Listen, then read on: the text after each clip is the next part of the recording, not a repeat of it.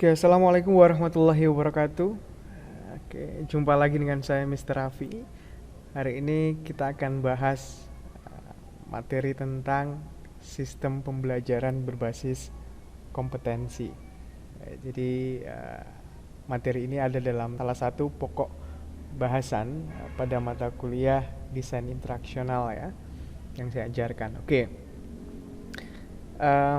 iya, ada beberapa poin pembahasan kita, terutama terkait dengan apa itu sistem, kemudian apa itu kompetensi, sehingga lahir sebuah terminologi sistem pembelajaran berbasis kompetensi. Ya, kurang lebih ini nanti yang akan kita bahas, gitu ya, sistem pembelajaran gitu, ada beberapa komponen di dalamnya. Tapi sebelum itu, iya, pertanyaan mendasarnya adalah apa itu sistem? Oke, secara sederhana mungkin kita bisa pahami sistem itu ya terdiri dari komponen-komponen, karena kita melihat dalam diri kita sendiri sebagai sebuah sistem. Ada anggota tubuh seperti tangan, kaki, kepala, leher, dan lain sebagainya yang memiliki fungsi dan peran masing-masing. Dalam sebuah komponen itu sendiri ada komponen-komponen lain, misalkan di tangan ada jari, ada lengan, ada siku, dan lain sebagainya. Nah, itulah sistem ya, sistem yang ada dalam tubuh kita, gitu ya. Tangan berfungsi untuk mengambil sesuatu, meletakkan sesuatu, gitu ya. Mata gitu, berfungsi untuk melihat, dan lain sebagainya. Itulah komponen-komponen yang melekat dalam tubuh seorang manusia. Ya, itulah bagaimana cara organ-organ dalam tubuh kita bekerja juga. Nah, oke, kita lihat apa pengertian dari sistem itu. Nah, untuk sistem sendiri ini dibahas sebenarnya dalam general system theory ya, atau system approach. Nah, itu dua hal ini yang sebenarnya punya dasar gitu ya tentang sebuah sistem.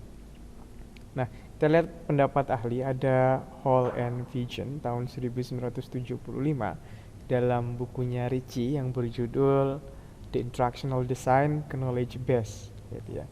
Dia berpendapat bahwa a system is a set of objects together with relationship between the objects and between their attributes. Ya, jadi seperangkat objek yang secara bersama-sama memiliki hubungan satu sama lain, gitu ya, baik itu dengan objek atau komponen dengan komponen, atau komponen dengan atribut-atribut, pelengkap-pelengkap komponennya itu. Nah, beda halnya dengan Putnam, gitu ya. Ya, nggak jauh beda juga sih, gitu, bahwa a system approach is a process of building and testing via simulation discrete models in various files. Ya, hampir sama ya, proses membangun dan menguji sebuah model dalam perspektif yang berbeda. Wow, keren ya.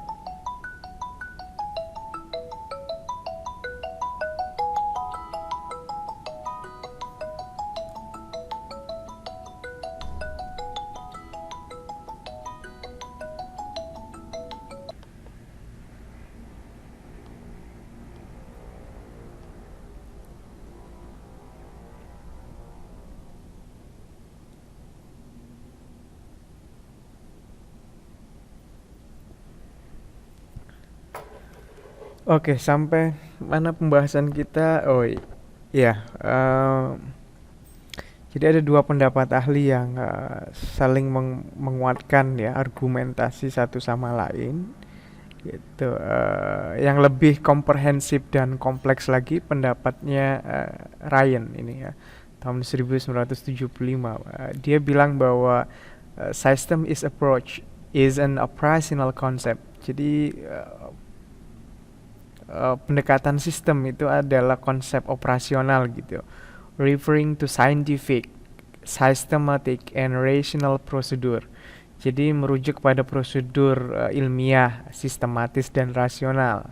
kata dia, for optimizing outcome of an organization. Jadi untuk mengoptimalkan dampak dari sebuah organisasi atau struktur ya, by implementing a set of related operation. Jadi dengan menerapkan seperangkat atau satu set operation atau perintah-perintah yang berhubungan gitu ya, to study an existing system, untuk mempelajari eksistensi sebuah sistem, solve problem, menyelesaikan masalah, and develop new or modify existing system, dan mengembangkan sistem yang sudah ada atau membuat sistem yang baru. Atau pilihan ketiganya adalah memodifikasi sebuah sistem yang sudah ada. Intinya dia lebih komprehensif lagi gitu ya. Dari ketiga pendapat ahli ini kita temukan ada istilah konsep sistem.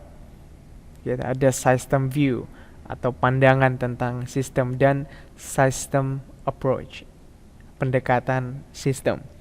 Nah, jadi 3 poin ini yang kemudian kita sarikan dari general system theory. Nah, itu ya. Jadi kita cirikan ini. Jadi memahami sesuatu, kita harus paham dulu tuh konsep sistem itu apa. Fungsinya apa sih? Untuk mengidentifikasi komponen-komponen. To identify components. Jadi dengan paham konsep sistem, kita bisa tahu tuh komponen-komponennya nanti ada apa aja tuh. Nah, karena konsep sebuah sistem adalah a set. Kalau kita yakini objek yang sedang kita amati adalah sistem, jadi kita meyakini pula bahwa ada komponen di dalamnya, dan komponen-komponen itu memiliki tupoksi masing-masing. Nah, kalau sudah punya tupoksi masing-masing, artinya tupoksi ini bersinergi atau terintegrasi satu sama lain. Nah, selanjutnya ada system view atau pandangan tentang sistem. Nah, pandangan kita tentang sistem ini bisa kita jadikan sarana gitu ya untuk menganalisis permasalahan-permasalahan yang terjadi dalam sistem tersebut. Jadi setelah kita tahu, kita analisis bagian-bagian dalam sistem tersebut, terus kemudian kita bisa menganalisis masalah yang terjadi dalam sistem menggunakan system view atau pandangan sistem kita.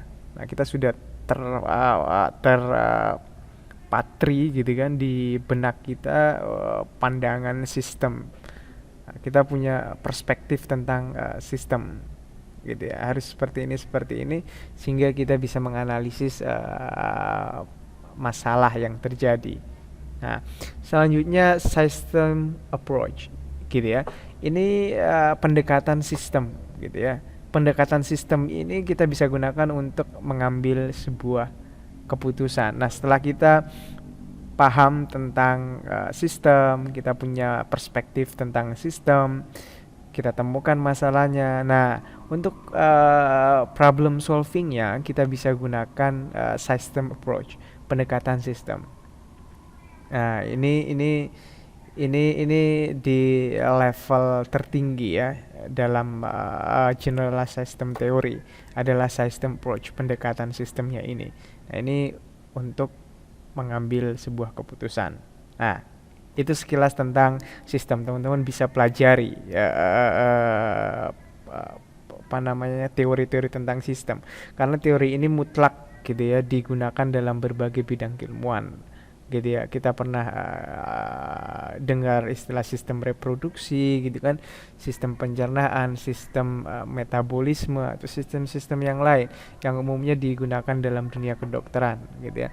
Dan ya, itu teori tentang sistem itu ternyata juga merambah ke berbagai sektor keilmuan ya, termasuk dalam proses belajar dan pembelajaran. Ada konsepsi tentang sistem.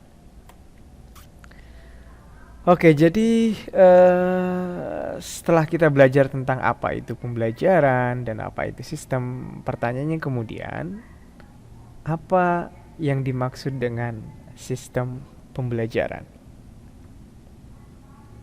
Ya, kita ambil saja satu pendapat dari seorang pakar instructional design, ya ini Smaldino gitu ya, yang sepertinya mewakili para pakar-pakar yang lain, dan saya lihat dia punya perspektif yang cukup komprehensif gitu, dan bisa mencakup berbagai penafsiran tentang sistem pembelajaran. Jadi dia katakan bahwa interrelated components that work together.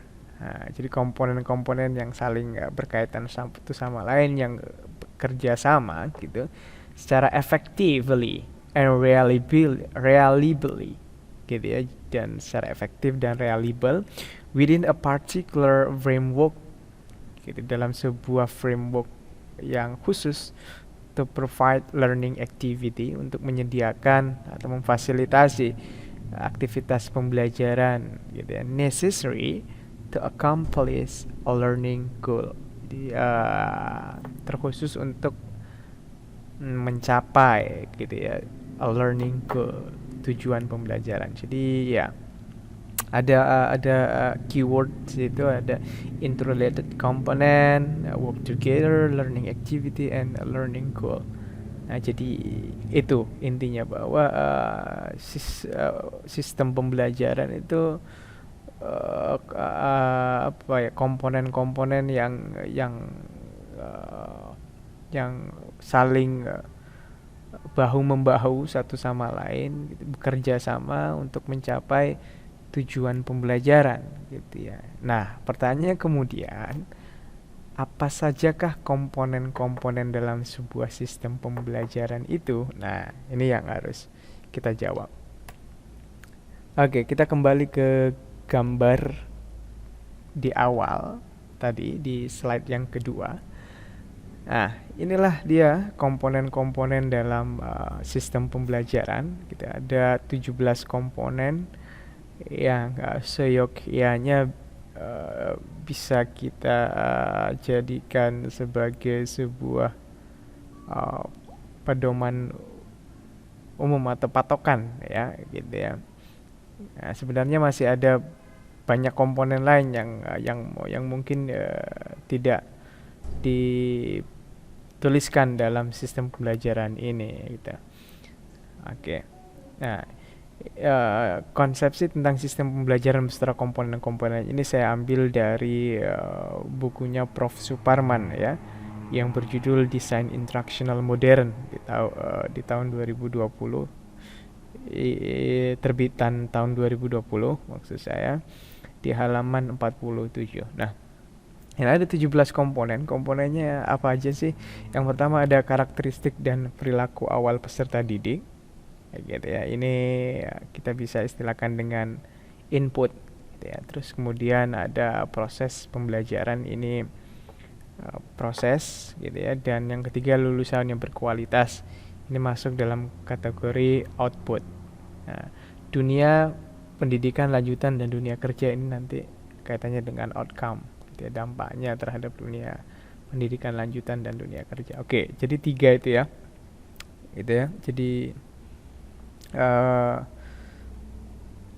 peserta didik gitu, proses pembelajaran itu sendiri, lulusan, dan yang keempat pengajar profesional, yaitu pendidik, guru gitu ya, dosen dan lain sebagainya.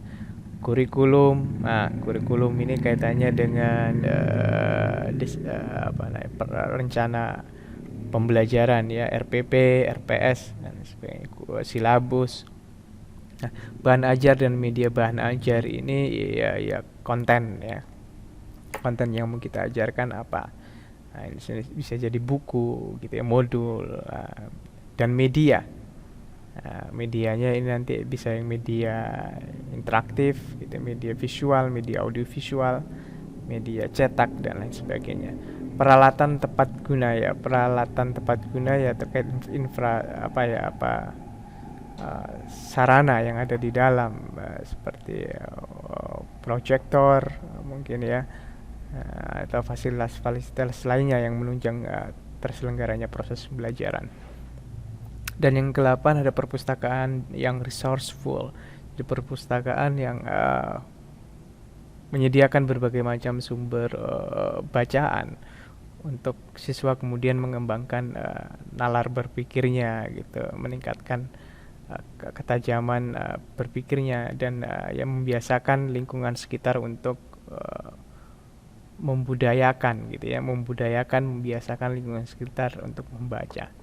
Laboratorium gitu ya, ruang pembelajaran yang kondusif, tempat ibadah, kantin serta sarana olahraga, seni dan budaya.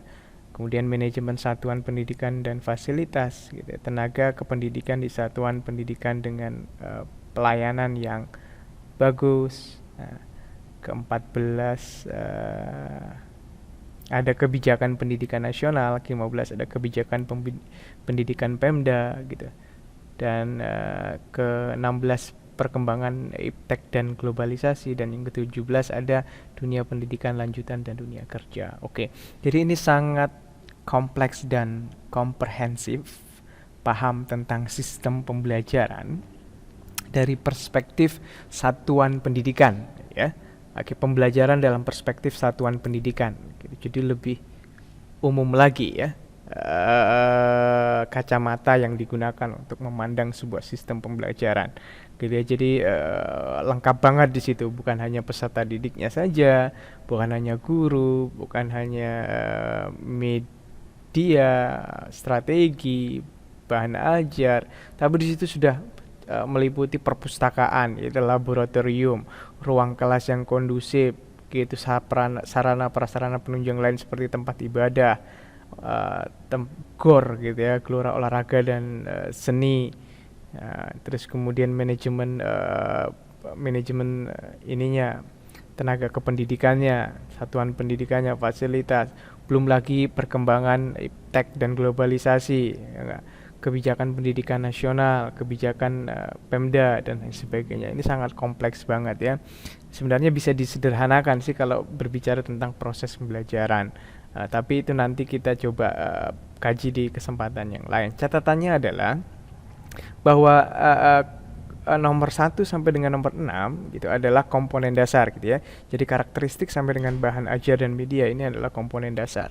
Selanjutnya komponen pendukung nomor 7 sampai dengan 13 gitu ya. Nomor 7 sampai dengan 13 itu adalah komponen pendukung. Dan yang ketiga adalah komponen suprasistem atau komponen yang lebih besar dari sistem ini.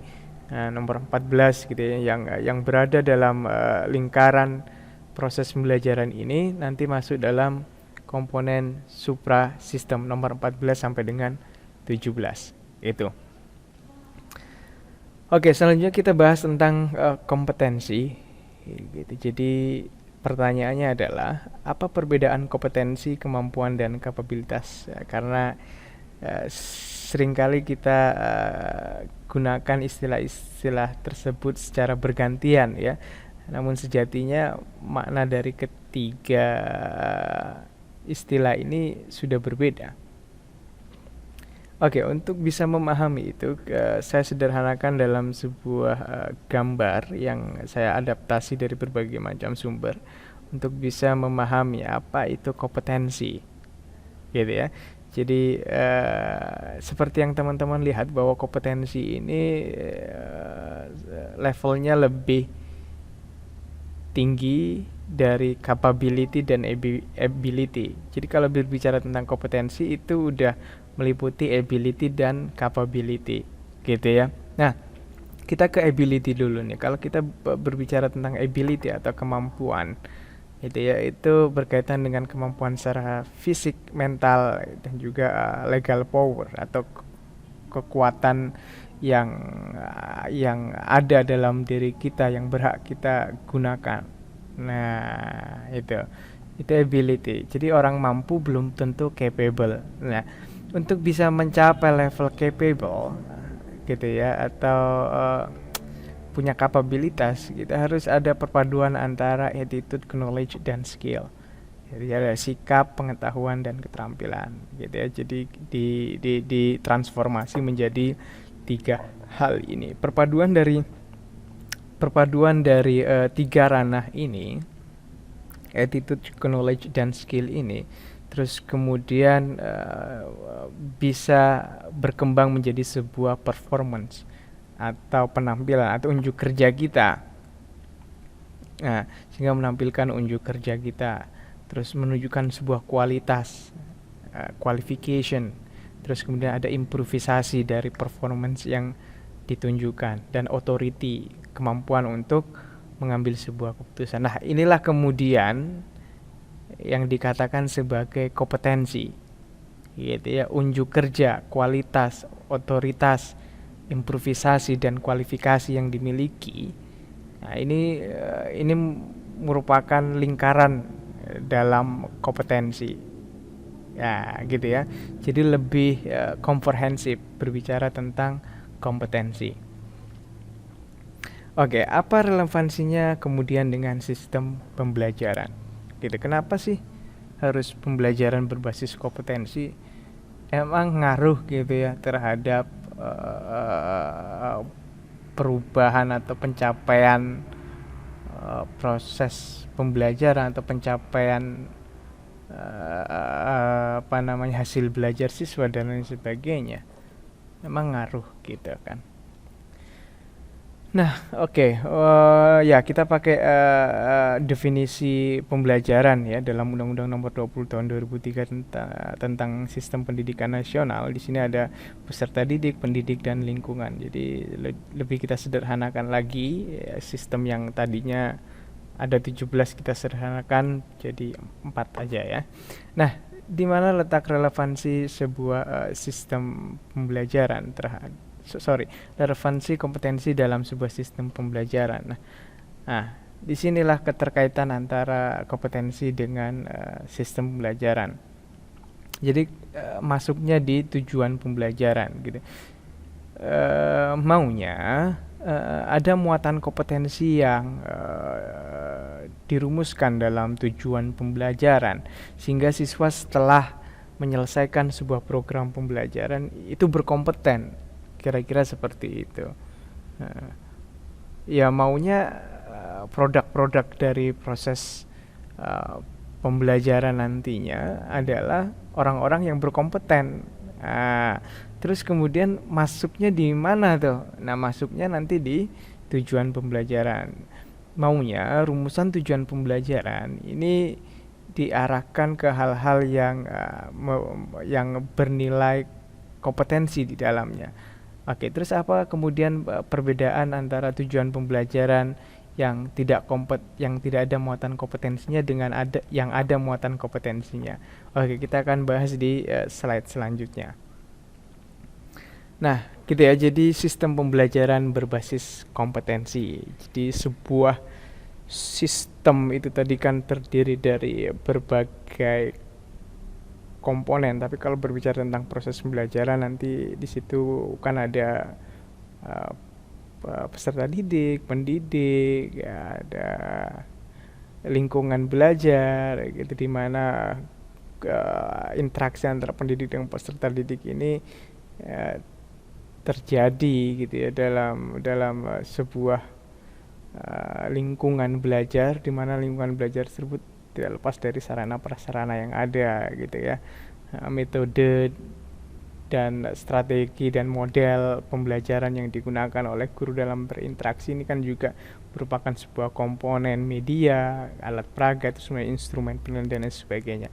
Itu adalah komponen-komponen sistem, dan saya pikir teman-teman bisa bisa menemukan sendiri komponen-komponen, karena ini sifatnya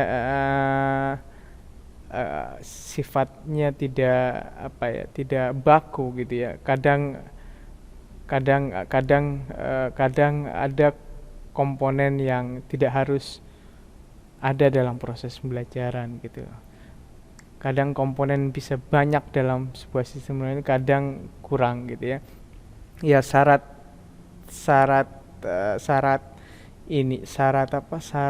minimalnya adalah ya pokoknya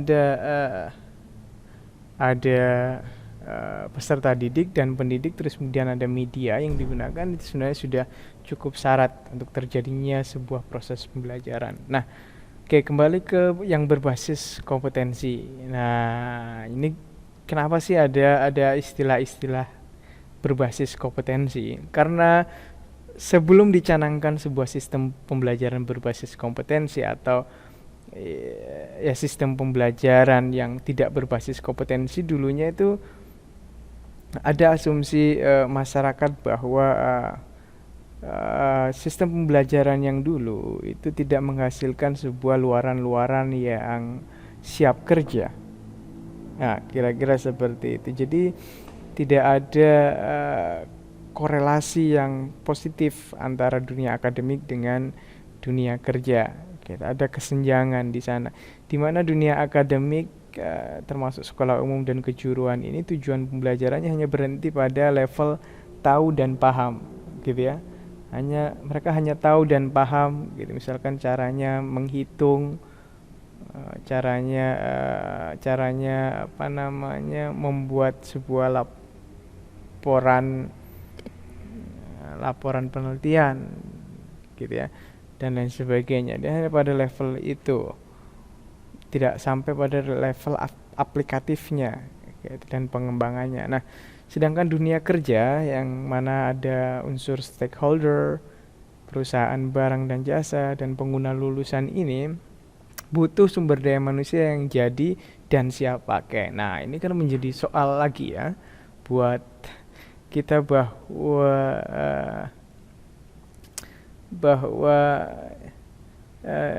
dunia kerja, gitu kan, dunia industri hari ini kemudian dinafikan oleh dunia pendidikan, gitu kan.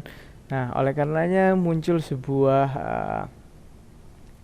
gagasan tentang kurikulum berbasis kompetensi, ya, atau KBK di tahun 2004, yang kemudian sampai hari ini walaupun KBK, terus KTSP, kurikulum 2013, dan kurikulum sampai sekarang juga tetap ada muatan kompetensi karena itu disesuaikan dengan kualifikasi kompetensi nasional Indonesia atau KKNI, gitu ya. Lulusan ini akan disetarakan dengan ini. Jadi ada kualifikasi penyetaraan, gitu ya, antara dunia akademik dengan dunia kerja. Nah, kompetensinya disetarakan, disetarakan, gitu kan, untuk dikualifikasikan supaya ada kesamaan pemahaman nih antara yang ada dalam dunia akademik dan ada yang ada dalam dunia kerja. Nah, itu.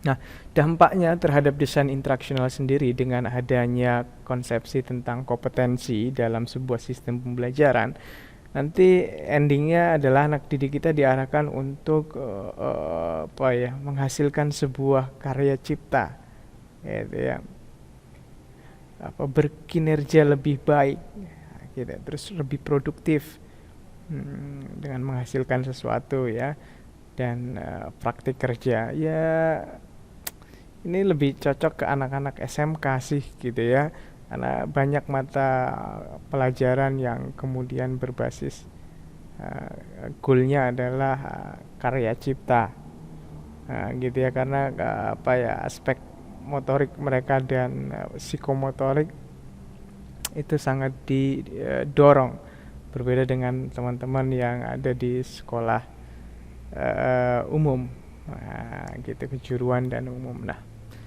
itu, tapi tidak ada salahnya juga untuk sekolah umum juga beberapa mata kuliah harusnya bisa diarahkan ke yang berbasis project, gitu ya, baik itu melatih keterampilan siswa dalam menulis dan keterampilan lainnya. Oke, di sini ada contoh sebuah desain instruksional dengan tujuan pembelajaran yang berbasis kompetensi dan yang tidak berbasis kompetensi. Nah, contoh yang pertama, siswa mampu menjelaskan cara sholat 5 waktu dengan benar. Nah, ini bukan berbasis kompetensi ya, masih pada level pengetahuan atau kemampuan.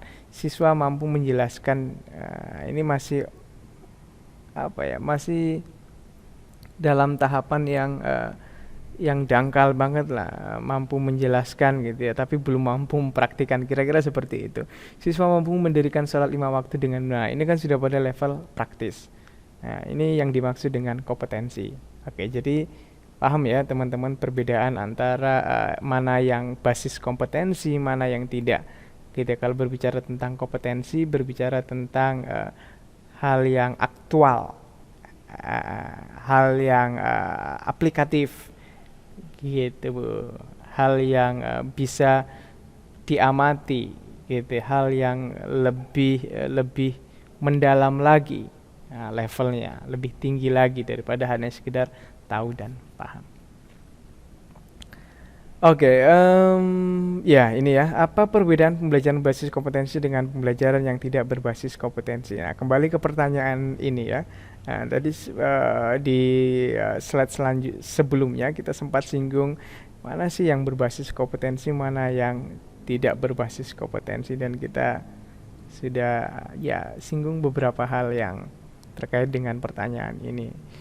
Oke, jadi kita sepakati bahwa komponen pembelajaran yang tadinya ada 17 kita reduksi menjadi ya beberapa komponen saja, seperti tujuan, isi ini bahan materinya ya, peserta didik, pendidik, strategi, media, alat bahan, dan instrumen evaluasi. Nah, oke, ini tugas teman-teman mencari perbedaan antara yang non kompetensi dengan kompetensi.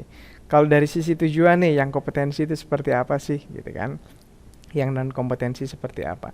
Dari segi konten atau isinya, nah yang kompetensi itu seperti apa, yang non kompetensi peserta didiknya seperti apa, guru yang dalam pembelajaran berbasis kompetensi seperti apa, yang non kompetensi seperti apa. Nah, itu tolong dicarikan perbedaan-perbedaan ini, dan ini menjadi tugas untuk teman-teman di pertemuan kali ini. Nah, gitu ya. Oke, jadi saya cukupkan gitu pembahasan kita di pertemuan kali ini. Jadi sistem pembelajaran berbasis kompetensi adalah sebuah sistem pembelajaran yang mengedepankan pencapaian kompetensi dalam setiap aktivitas pembelajarannya, gitu ya kira-kira. Nah, silakan dipelajari lebih dalam lagi melalui bahan-bahan yang sudah saya share di Google Classroom. Oke, cukup sekian pembahasan kita pada kesempatan kali ini, gitu. Kurang lebihnya mohon dimaafkan. The last essay. Wassalamualaikum warahmatullahi wabarakatuh. Terima kasih. Semoga bermanfaat untuk kita semua. Assalamualaikum warahmatullahi wabarakatuh.